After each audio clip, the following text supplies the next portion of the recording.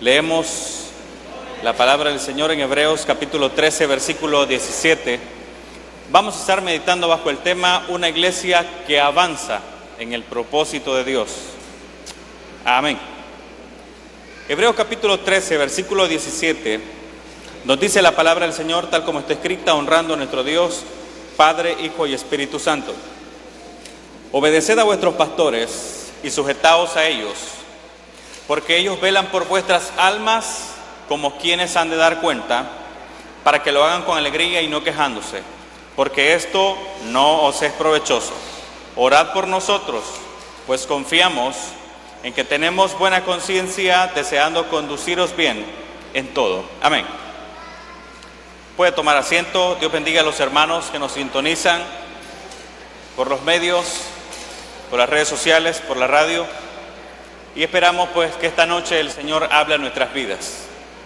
Hemos venido hablando, o ya he compartido esta meditación en otros lugares en estos últimos meses, y he considerado pues que es prudente que ahorita que inicia el año nosotros comencemos a tomar una visión como iglesia de que todos queremos crecer. ¿Cuántos quieren crecer?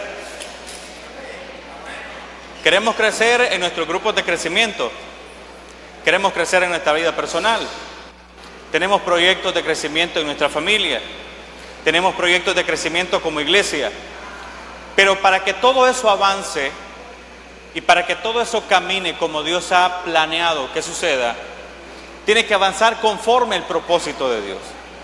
Yo recuerdo que por allá por el 2005, 2004, 2003, esa década, esa primera década de este siglo, del 2000 al 2010, las iglesias se vieron muy afectadas por ese tema de que muchos querían ser nuevos líderes, y al convertirse en nuevos líderes querían también sacar su tajada de las congregaciones y fundar sus propias iglesias, y vimos eso afectar a muchas congregaciones.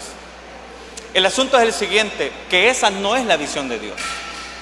Dios ha ordenado pastores, ministros, evangelistas, maestros y todos los demás ministerios para que la obra del Señor avance. Y cuando eso sucede, no es necesario dividir congregaciones, sino lo que se hace es un ordenamiento a nuevos ministros para nuevas congregaciones. Porque bien fácil es convencer a un grupo de esta iglesia y fundar una iglesia. Allá está el campo misionero. Hay campos donde no existen congregaciones evangélicas, donde no hay la predicación del evangelio, donde bien se pudiera invertir recursos, tiempo, disposición como nuevos ministros para el ordenamiento ministerial. Pero resultó que en aquel tiempo se vio eso que afectó mucho a la iglesia, y por eso creo que es muy importante que si este 2024 la iglesia ha de dar un paso hacia adelante, la iglesia ha de marchar hacia adelante en el llamamiento que el Señor nos ha hecho para la predicación del evangelio, en la multiplicación, en ver la gloria de Dios en nosotros, en que esta iglesia se convierta en un oasis espiritual donde la gente puede encontrar respuesta a su clamor y a sus peticiones delante de Dios. Hemos de caminar y avanzar conforme el propósito de Dios. Amén, hermanos. ¿A qué me refiero, hermanos, con esto? Que la palabra del Señor nos manda: someteos a vuestros pastores y sujetaos a ellos. Es porque precisamente la visión de crecimiento generalmente o normalmente empieza en el pastor. ¿Qué significa esto? Y no estoy hablando de esto, hermano pastor, por querer quedar bien con usted en ningún momento. Lo hacemos, hermanos, de esta forma, porque la visión que Dios tiene para que la iglesia avance va a ser depositada en el corazón del pastor. Los proyectos de expansión, los proyectos de crecimiento, las correcciones que tengan que ver en la iglesia, el tipo de predicación que se predica, los avances en conocimiento y en el desarrollo de nuevos ministros van a nacer en el corazón del pastor. Si usted revisa ya en el libro de Apocalipsis, en las cartas que se les envían a las 7 iglesias, todas, y sin excepción a ninguna, inician de una forma: escribe al ángel de la iglesia. Amén. ¿Están conmigo, hermano? Dice, escribe al ángel de la iglesia, y el mensaje a Sardis, y el mensaje a la Odisea, y el mensaje a Esmirna, y hacia todas las demás iglesias. El mensaje inicia de la misma forma. Escribe al ángel de la iglesia. Algunos dicen, no, pero es que se está hablando de la esfera espiritual, que hay un ente espiritual encargado para cada una de las congregaciones. Pero si usted se va a los orígenes, la palabra que se utiliza en el griego es ángelos, que no significa otra cosa que simplemente mensajero. Entonces lo que el Señor está diciéndole al escritor en ese momento, escribe al mensajero que tengo en esa iglesia. ¿Me explico? Dice, escribe al mensajero, y ahí va todo tipo de mensajes, mensajes de avivamiento, mensajes de corrección, mensajes de ánimo, mensajes de consuelo, mensajes de corrección, como el caso de la Odisea. Todo tipo de mensajes y todo tipo de proyectos de desarrollo van a nacer en el corazón del pastor, porque van a nacer precisamente conforme a la voluntad de Dios. Por eso el Señor dice, escribe al mensajero, al que es encargado de llevar el mensaje. Y la siguiente parte de este versículo es interesante, porque nos dice, obedeced a vuestros pastores y sujetaos a ellos, porque ellos velan por vuestras almas como quienes han de dar cuenta. El hermano pastor, hermano Ricardo, es responsable de orar por los que le aman como por los que le critican. Es responsable de orar por los que le dicen, hermano pastor, Dios le bendiga, y por los que levantan una crítica y una falsa acusación también. Hermano pastor, está contra la espada y la pared. Orar por vuestros pastores y sujetaos a ellos, porque ellos han de dar cuenta. Han de dar cuenta de lo que predicaron, de cómo enseñaron, de cómo formaron a la iglesia, de qué hicieron, de si cumplieron su llamado fielmente, de si obedecieron la voz de Dios, de si hicieron las cosas que Dios les pidió que hicieran, de si hicieron. Todo eso ha sido puesto en la palabra de Dios, y por eso la palabra del Señor nos dice a nosotros que como iglesia correspondamos sometiéndonos, porque eso entonces es donde unimos la cadena. Porque Dios no manda, cuando manda a Juan a entregar el mensaje a las iglesias, no le dice, mira, fíjate que ahí en la iglesia de la Odisea hay un grupo de personas que está haciendo las cosas mal. No le dice, ve a la iglesia. Le dice, ve al mensajero que tengo en esa iglesia. Amén. Amén, hermano. La visión de Dios va a iniciar ahí. Y la forma en que nosotros vamos a encontrar de que las cosas avancen es que podamos unirnos, o tengamos la capacidad de que la mentalidad que Dios ha puesto en el pastor sea también la mentalidad de la iglesia en general. Porque la iglesia no puede pensar en un proyecto de avance si solamente el pastor está entusiasmado y todos los demás le damos la espalda. Amén. La iglesia o los grupos de crecimiento no pueden pensar, por ejemplo, a esta semana del mes de enero, la mayoría de grupos de crecimiento ya tienen qué día o qué mes van a hacer campaña, qué días van a hacer ayuno, qué días van a hacer vigilia, qué días van a hacer actividades, qué tipo de actividades van a hacer durante el año. Todos esos proyectos los puede ejecutar el grupo de crecimiento si todos se unen al líder. Si eso no ocurre, entonces todo eso solamente puede quedar en papel y no va a suceder. Amén, hermano. ¿Por qué lo quiero llevar a esto? Porque mientras vayamos en el camino durante este año 2024, que nos proponemos avanzar como iglesia, que nos proponemos caminar en pro de la obra del Señor, que nos proponemos cumplir el llamado de la gran comisión que Dios nos ha hecho, van a surgir luchas, van a surgir batallas, van a surgir problemas, van a surgir conflictos, van a suceder cosas que nos hagan retroceder de nuestro llamado, o incluso cuestionarnos si deberíamos, sí o no, obedecer las indicaciones que se nos dan en la iglesia. Y es precisamente en ese momento donde tenemos que tener claro, especialmente los ministerios, los líderes, los encargados de grupo y todos los demás ministerios que hay en esta iglesia, no estamos reportándole directamente o como que tenemos que rendir cuenta al hermano Ricardo. Yo puedo disfrazarme de una manera y decirle, mire, aquí estamos así, de esta y esta forma, y presentarme una buena pantalla delante de él, pero delante de Dios, ¿cómo está mi servicio en la obra? Delante de Dios, ¿cómo estamos? Dentro de cada uno de los ministerios tenemos que tener claro que si bien Dios utilizó al pastor para hacer el llamado a usted, es Dios que le ha llamado directamente para servir en su obra. Tu responsabilidad es con el Señor, tu responsabilidad es con Dios.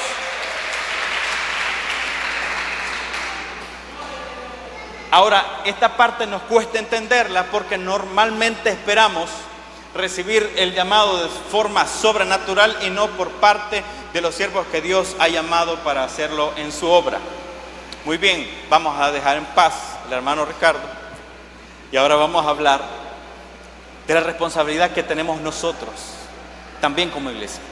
Ya sabemos que el pastor está a cargo de recibir el llamado de Dios, de recibir los planes de Dios, de recibir el propósito de Dios. Pero ¿qué pasa con la iglesia?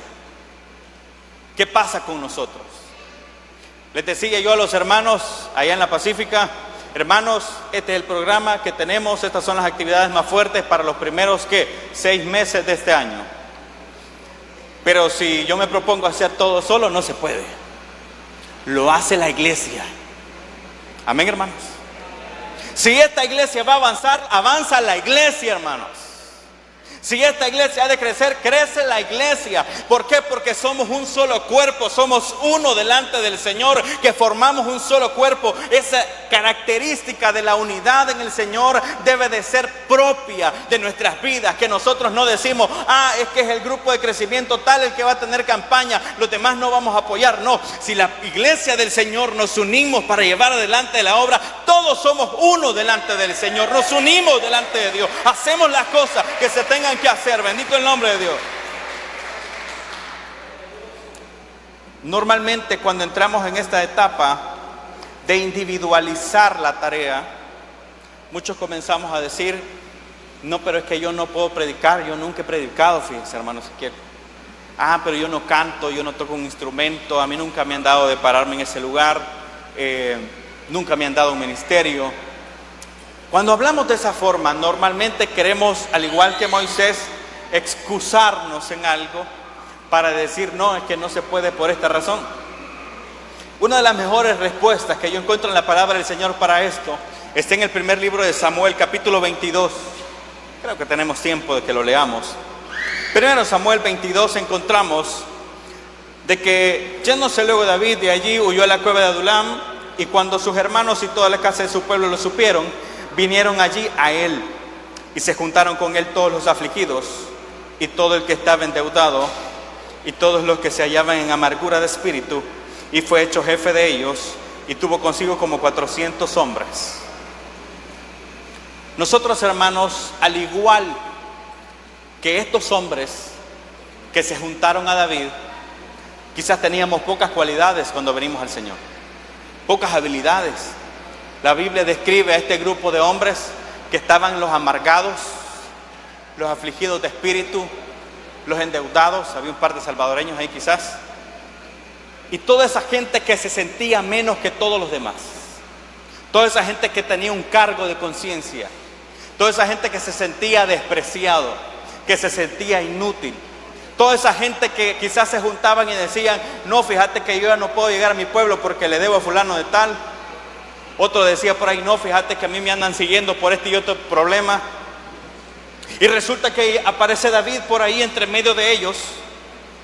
Y todos dicen, bueno, ¿quién es más delincuente de todos nosotros? A este lo siguen todos los filisteos y lo quieren matar, y lo sigue también el rey. Pues no, hagámoslo líder. Este es el más delincuente de todos nosotros. Resulta de que aquellas palabras pudieron haber transformado el corazón de David. Pudieron haberse sentir, como dice la psicología moderna, que somos el promedio de las 5 personas que nos rodean. Encontramos de que David, lejos de que su corazón cambie, lejos de que su corazón hacia Dios cambie, lejos de llenarse de amargura igual que todos los demás, en ese preciso momento nace aquella hermosa alabanza basada en el Salmo 34. Como dice, bendeciré a Jehová en todo tiempo, su alabanza estará de continuo en mi boca. Mientras los demás se estaban quejando, mientras los demás estaban resentidos, mientras los demás tenían su corazón amargado y dolido, aquel hombre les estaba enseñando que en los tiempos difíciles también se les puede dar gloria a Dios. Que en los tiempos de dificultad también se le puede dar gloria a Dios. Que en los tiempos de crisis también se le puede dar gloria a Dios. Bendeciré a Jehová en todo tiempo. Su alabanza estará de continuo en mi boca. Y en Jehová se gloriará mi alma. Lo dirán los mansos y se alegrarán. Engrandeced a Jehová conmigo y exaltemos aún a su nombre. Busqué a Jehová y él me oyó y me libró de todos mis temores. Gloria al Señor. Y aquí es donde quiero que usted saque su enseñanza esta noche, hermano, que usted considera que tal vez nunca ha tenido un ministerio. Usted es líder en su casa. Usted es líder en su familia. Usted es líder en su trabajo. Usted es líder en su empresa.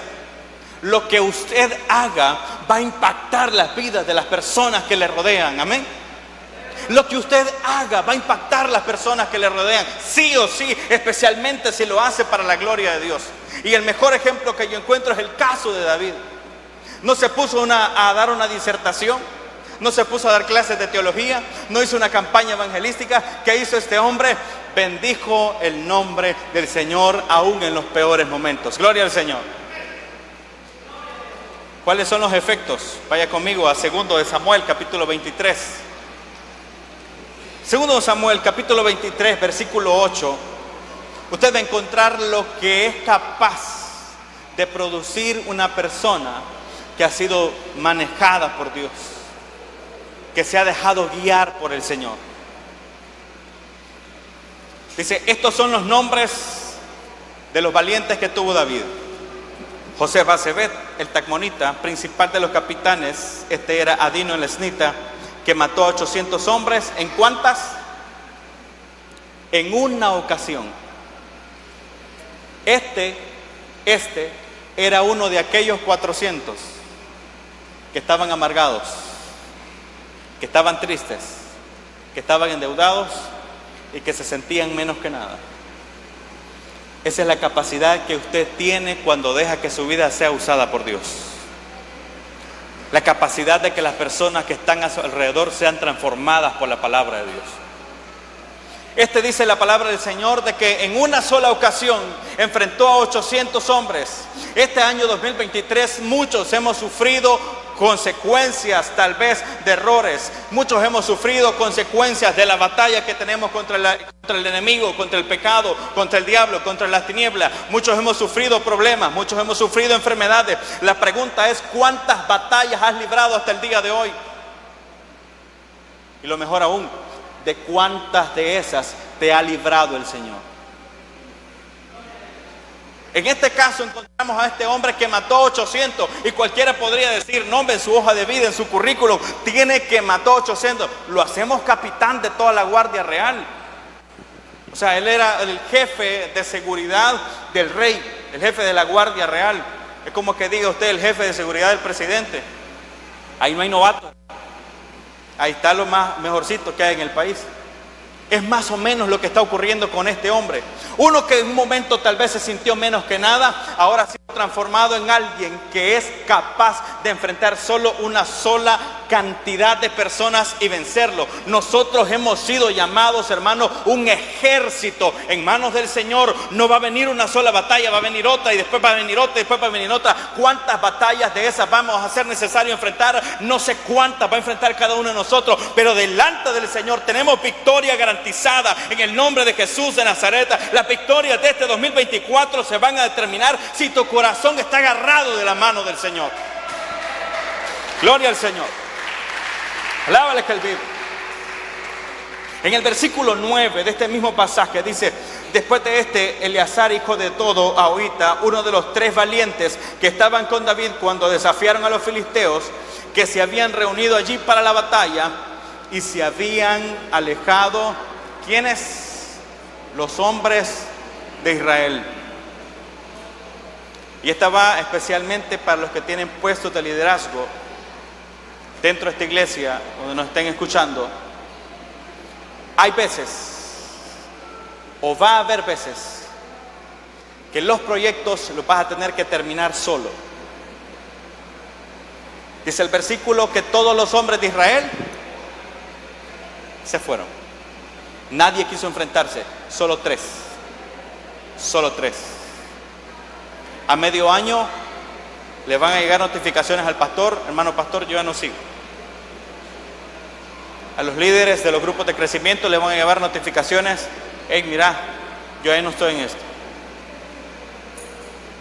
Porque en el tiempo de crisis, en el tiempo difícil, porque nosotros como seres humanos normalmente siempre buscamos un culpable de todo lo que nos pasa, y casi siempre el culpable pensamos que es Dios. Humanamente hablando, muchas veces pensamos, y se lo digo por experiencia, pensamos: ¿y por qué Dios no hizo nada? ¿Y por qué, si Dios conocía lo que iba a suceder conmigo, no lo evitó? Muchos hemos pensado de esa manera. Déjeme decirle que en ese preciso momento, la primera tentación o el primer dardo que lanza el enemigo es: ¿y para qué vas a seguir sirviendo? ¿Y para qué vas a seguir en ese ministerio? Peor aún, ¿y para qué vas a seguir yendo a la iglesia? Nos ha pasado a muchos, por no decir a todos. En ese preciso momento, nuestros corazones tienen que tener claro, primero, que estamos bajo guerra, hermano. Hemos sido llamados a estar en la guerra. Este año 2024 no va a ser tal vez una batalla que usted va a tener que librar. Posiblemente libre 2, 3, 4, 10, 20. Un problema tras otro, una dificultad tras otra. La pregunta es: ¿qué va a pasar con tu fe? ¿Qué va a pasar con el servicio en la obra? ¿Se van a quedar tirados los ministerios? ¿Vamos a darnos la media vuelta y vamos a dejar todos tirados? ¿O simplemente vamos a ser de esos pocos que se queden a enfrentar la batalla? ¿En qué lugar nos vamos a poner? Óigame, y esto quiero que quede bien claro: dándole la espalda a Dios, dejando a Dios, apartándonos de Dios. En el tiempo de crisis, nuestros problemas no se resuelven. Nuestros problemas no se resuelven. Porque posiblemente, y vea lo que dice el siguiente versículo: este se levantó y hirió a los filisteos hasta que su mano se cansó y quedó pegada su mano a la espada. Normalmente puede ocurrir que cuando las cosas se pongan difíciles, lo primero que hacemos es tirar lo que Dios nos ha dado, tirar lo que se nos ha confiado, tirar lo que Dios ha puesto en nuestras manos, tirar lo que el Señor nos regaló, porque muchos quisieran hacer lo que nosotros hacemos para el Señor, pero simplemente lo queremos dejar botado. Pero este hombre, lejos de que eso ocurriera, cada vez que avanzaba más en la batalla, la mano se iba agarrando más de la espada. Mientras más avanzaba en la batalla, la mano se iba agarrando más de la espada. La explicación que dan algunos historiadores sobre esto es que mientras más sangre le caía en la mano y él no la movía de la espada, aquella sangre se iba secando y se iba quedando sujetada o pegada, más bien dicho, la espada a su mano. Que la palabra del Señor sea nuestra espada, y que este 2024, cuando la batalla recie, cuando nos sintamos que estamos imparables en una situación tras otra, sepamos que mientras estemos agarrados del Señor, la espada se queda pegada en la mano hasta que tengamos la victoria. Bendito el nombre de Jesús.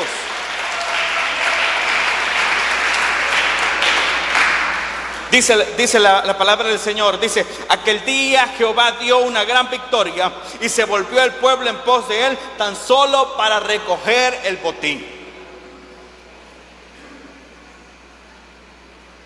Yo creo que hay diferencia cuando hay culto de acción de gracias que cuando hay ayuno. Ya saben a lo que me refiero. Hermanos, normalmente cuando está el festejo, cuando todos venimos, vamos a dar el culto de acción de gracias porque el Señor esto está lleno, ¿no? Pero en el tiempo difícil, posiblemente tus batallas no haya nadie a tu lado para sufrirlas. En el tiempo de tristeza, en el tiempo de desconsuelo, en el tiempo de quebranto, en el tiempo de enfermedad, posiblemente no haya ni uno solo contigo luchando esa batalla. Pero tienes que saber algo muy claramente: hay uno que no se ha apartado de cada uno de nosotros, y ese se llama el Dios Todopoderoso. Y ese sigue permanece así como estamos derrotados, decaídos, sangrando, humillados por el mundo y por todo lo que está pasando. Hay uno que nos puede levantar del polvo. Dice la palabra del Señor ahí en el libro de Job: yo no me preocupo más por todo lo que está pasando, porque dice, de aún del polvo, yo sé que mi Redentor vive y de aún del polvo puede levantarme. Bendito sea el nombre del Señor. En esta situación, estos hombres lo tenían claro, hermanos. Yo imagino que iba el momento del combate y ellos volvían a ver hacia atrás y todos los demás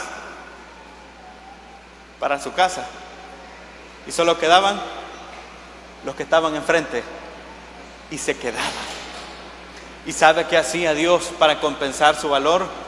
Y Jehová le daba una gran victoria. ¿Cuántos quieren grandes victorias? Quédese. Afírmese, fortalezcase en el Señor para que pueda haber grandes victorias. Ve el versículo siguiente, el versículo 11. Él entonces dice, versículo 11: después de este fue Sama, hijo de Age Ararita. Los filisteos se habían reunido en Lehi, donde había un pequeño terreno lleno de lentejas, y el pueblo había huido delante de los filisteos. Otra vez la gente huyendo. Dice, y 3 de los 30 jefes, versículo 12, él entonces se paró en medio de aquel terreno y lo defendió, y mató a los filisteos, y Jehová dio una gran victoria. Esta parte me llama la atención, hermanos, porque hay unos datos históricos que nos ayudan a entender mejor este pasaje.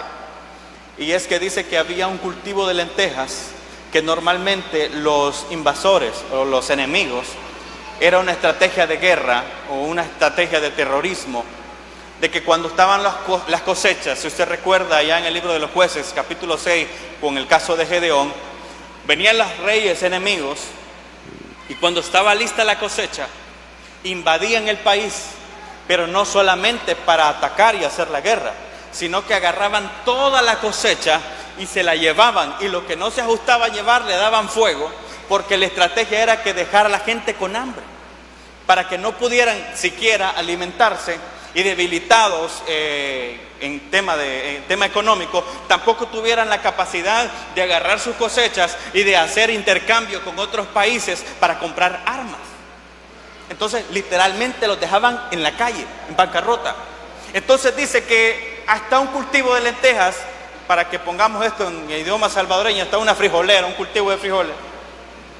Y está que todo el pueblo ve que vienen los enemigos y salen corriendo. Pero dice que hubo uno que se para en medio del campo, desenvaina su espada y empieza a defender. Y empieza a defender. Y empieza a defender. Y empieza a defender. Y empieza a defender. Nosotros somos parte de una iglesia. Somos parte de una congregación de la cual somos responsables de defender. Amén, hermano. Pongan en redes sociales qué opina de los pastores.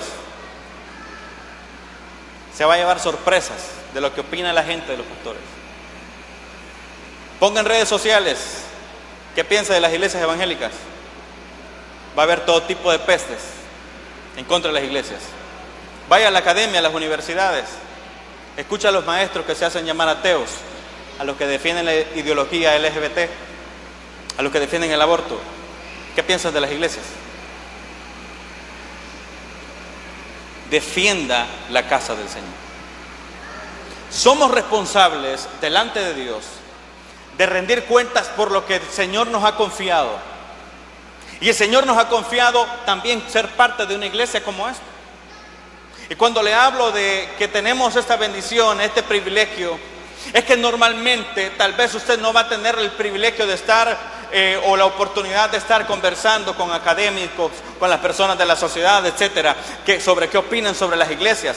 Pero normalmente encontramos, incluso dentro de esta congregación, personas interesadas en dañar y lastimar a nuestros hermanos, a nuestra comunidad de creyentes. Y en ese momento en el que están surgiendo críticas de dime y que te diré y todo eso, es la oportunidad de que nosotros como iglesia también defendamos esta iglesia que el Señor nos concede ser. Para que usted me entienda mejor, o para darme a entender mejor, normalmente recibimos una crítica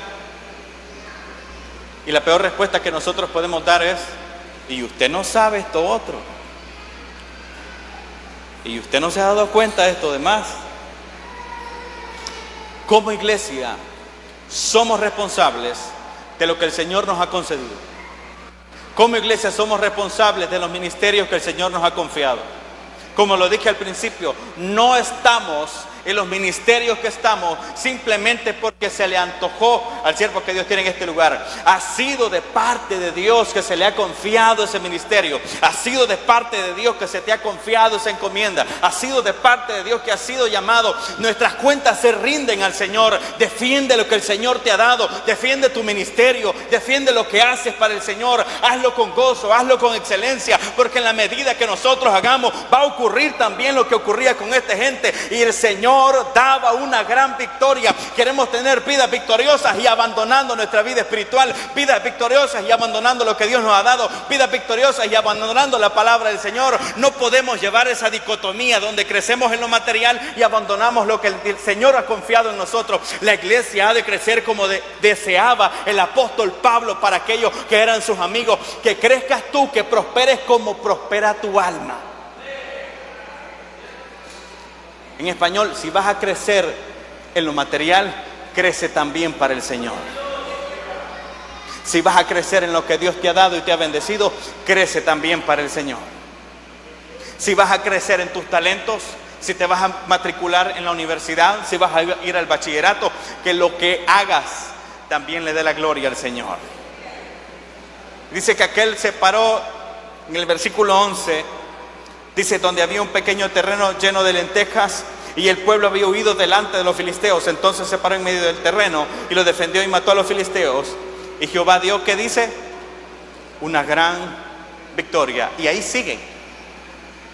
Las historias sobre esos valientes de David siguen, pero todas tienen la misma característica: Dios dio una gran victoria. ¿Qué dio Dios? Una gran victoria. ¿Cuántos quieren victorias para este 2024? Ahí está la receta. Fidelidad ante Dios.